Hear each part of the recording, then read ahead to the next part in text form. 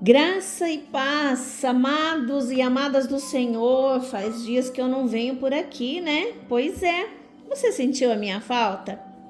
Confesso a você que eu estou sentindo falta de ter esses momentos aqui com Deus, né? E também para com você. Lógico que com Deus, né, a gente fala no secreto, mas esse momento aqui, amadas do Senhor e amados do Senhor, é gratificante. A leitura de hoje está no livro de 1 Coríntios, capítulo 10, verso 13, que diz assim: Não vos sobreveio tentação que não fosse humana, mas Deus é fiel e não permitirá que sejais tentados além das vossas forças. Pelo contrário, juntamente com a tentação, vos proverá livramento, de sorte que as possais suportar. Amém? O tema de hoje é sobre uma nova vida. Amados, quando a gente está em Cristo, essa nova vida é maravilhosa. O texto diz assim, o tema, haverá algumas tentação impossível de ser resistida. Bom, já lemos aí o texto bíblico, agora vamos para o texto a ser comentado. Mesmo depois de convertidos, salvos e sob a ação do Espírito Santo, não estamos livres de tentações. Até os discípulos de Jesus tiveram de enfrentar a luta contra a natureza pecaminosa. No entanto, diante dessa realidade, não podemos nos desesperar como se fosse impossível vencer a tentação. De igual modo, não devemos nos acomodar, deixando de lutar contra o pecado. Deus sabe o que enfrentamos. Na verdade, a tentação acaba até servindo para que cresçamos espiritualmente. Podemos confiar em Deus, pois as tentações nunca serão maiores do que as nossas forças. Amém? Para nossa reflexão, quais são as principais tentações que enfrentamos? Será que uma pessoa que diz ser impossível vencer uma tentação não está fugindo de sua responsabilidade? Se deixamos-nos vencer pela tentação, teremos mais ou menos forças para vencê-la numa segunda ocasião? Porque Deus não nos livra de sofrer tentações. Será que isso seria realmente bom para o nosso crescimento? Amados, esses pontos aqui, esses 5 pontos que eu coloquei para você e para mim, tá? Porque isso aqui eu também trago para mim, tá bom? Vamos falar sobre cada um deles diante do texto bíblico que nós lemos, que está em 1 Coríntios 10, 13. Segundo o texto que fala sobre uma nova vida, haverá alguma tentação impossível de ser resistida? Olha, para nós refletirmos quais são as principais tentações que enfrentamos. Eu falo que a principal tentação é enfrentar o meu próprio eu. Por quê? A nossa luta não é contra a carne nem o sangue, mas contra as potestades, certo? Então, o que o inimigo quer? Que o meu orgulho prevaleça, que o meu eu prevaleça, que o meu sabe tudo prevaleça. Então, essa é uma tentação que eu tenho que enfrentar todos os dias. Para mim, no meu caso, é o eu.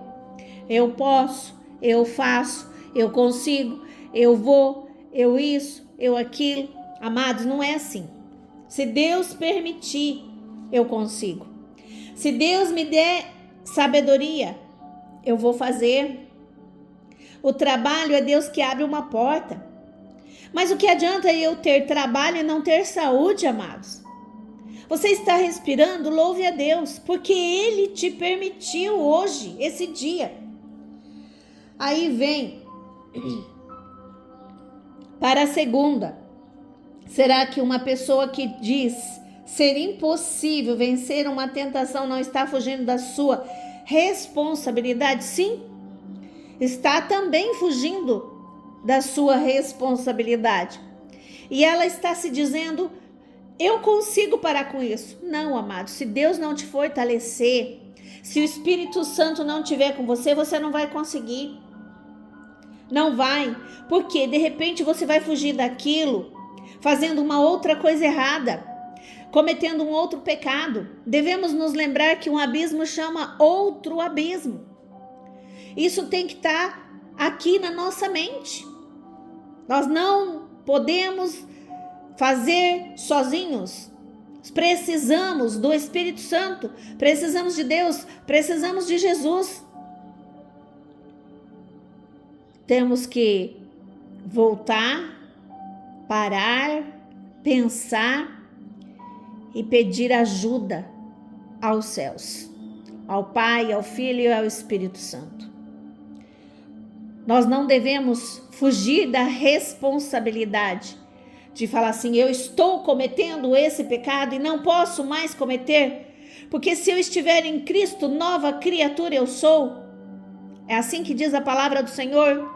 1 Coríntios 5,17. 1 Coríntios mesmo, acho que é 2 Coríntios 5,17.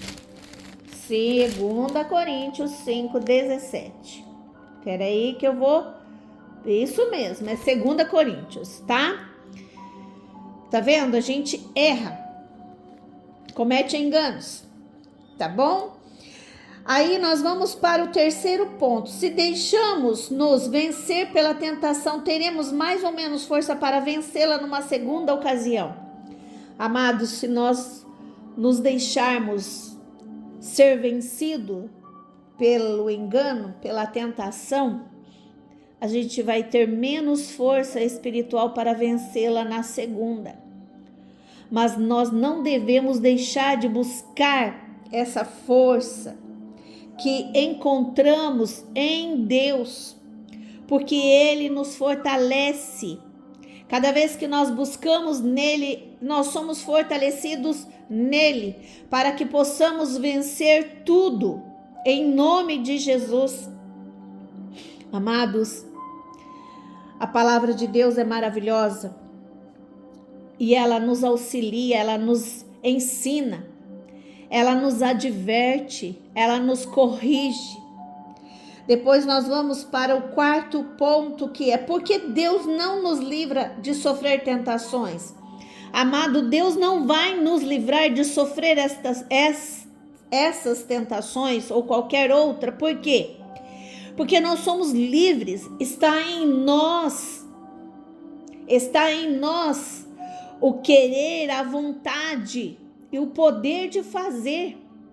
Está em nós a vontade de plantar, de semear, mas, amados, nós não podemos esquecer de que quando plantamos, quando cometemos alguma coisa que não é da vontade do Pai, nós teremos as consequências.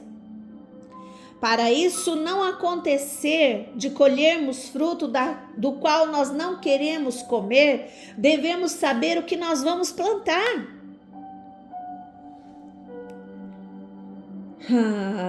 O Senhor tem coisas boas para nós. Se nós soubéssemos, se nós pudéssemos imaginar as coisas boas que o Senhor tem para nós, não estaríamos passando pelo que estamos passando?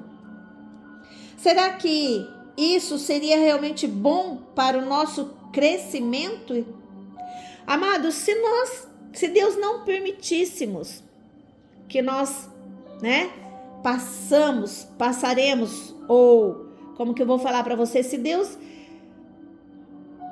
não permitíssemos que nós tivéssemos lutas, adversidades em nossa vida, adiantaria alguma coisa? Seríamos simplesmente massa de manobra? não é? Seríamos como que chama aqueles bonequinhos lá que as pessoas mexem e eles fazem o que as pessoas querem? Ei, Deus dá a liberdade para mim, para você escolher, amados. Deus dá a livre condição de ir e vir. Deus não te força a nada, não. Nós é que culpamos Deus pelas situações, pelos caminhos, pelas adversidades que passamos. Escolhemos errado, não consultamos a Deus, não direcionamos a nossa vontade a Deus. E depois, quando nós vamos colher aquele fruto, o final daquela passagem, nós ainda queremos culpar a Deus. Estamos querendo fugir, sim, da nossa responsabilidade. Eu quero falar para você que Deus é tremendo, maravilhoso em nossa vida. Deus, Ele tem nos poupado. É que você não consegue abrir os seus olhos espirituais para ver os livramentos de Deus na sua vida.